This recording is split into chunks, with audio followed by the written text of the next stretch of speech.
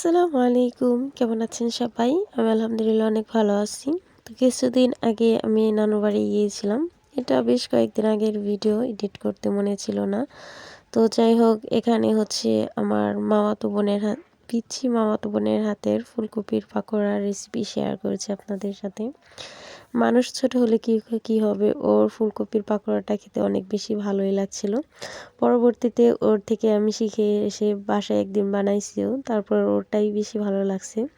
ওইখানে কিছুতেই জাল ধরাতে পারছিল না, সেই জন্য আমার মামি ওকে হেল্প করছিল। আসলে চারপাশে অনেক বেশি বাতাস ছিল, সেই জন্য ও পারছিল না।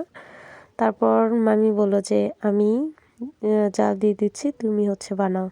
তারপর ও গরম পানিতে ফুলকপিগুলো সিদ্ধ করে নিচ্ছিল। আর এইখানে ওর ছোট বোন, মানে আমার আরেক মামাতো বোন, এখানে আরেকটা চুলা বানিয়েছে।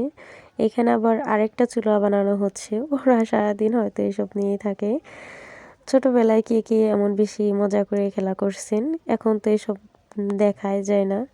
ওইখানে ছোট ছোট চুলা বানাচ্ছিল, ওখানে নাকি ওরা খিচুড়ি, তারপর আরও অনেক কিছু জুলাপাতি যাকে বলে।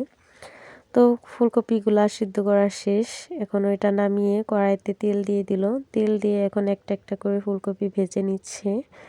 আর এটাকে আমার জেলায় হচ্ছে পাইকারি চুলা বলে, জানি না অন্যান্য জেলায় কি বলে।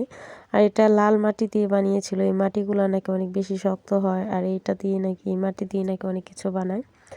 আর আমি যে পাশে বসছিলাম সেই পাশেই ধোঁয়া আসছিল, ধোঁয়াও আমার সাথে শত্রুতা করে। তো যাই হোক, ও একটা একটা করে কপিগুলো উল্টে পাল্টে ভালো করে ভেজে নিচ্ছিল। যেহেতু নতুন হাতের রান্না, সেজন্য বেশি পারছিল না।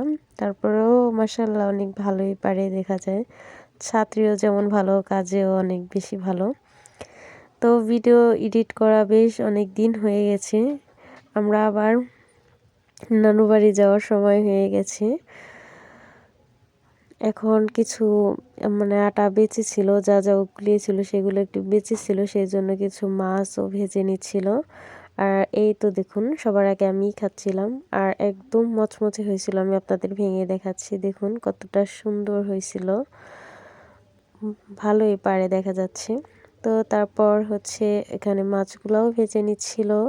নানু বাড়িতে গেলে কে কে এমন মজা করেন। আরও বেশ কয়েকদিন পর আবার যাব, তখন সব খালাতো বোন মামাতো বোন সবাই একসাথে হবে ইনশাআল্লাহ। এখানে আরও কিছু বেঁচে ছিল, সেই জন্য ওগুলাও ভেজে নিচ্ছিল। তো আজকের ভিডিওটা এই পর্যন্তই। সবাই অনেক বেশি ভালো থাকবেন। ভিডিওটা ভালো লাগলে অবশ্যই একটা কমেন্টস করে যাবেন। আল্লাহ হাফিজ।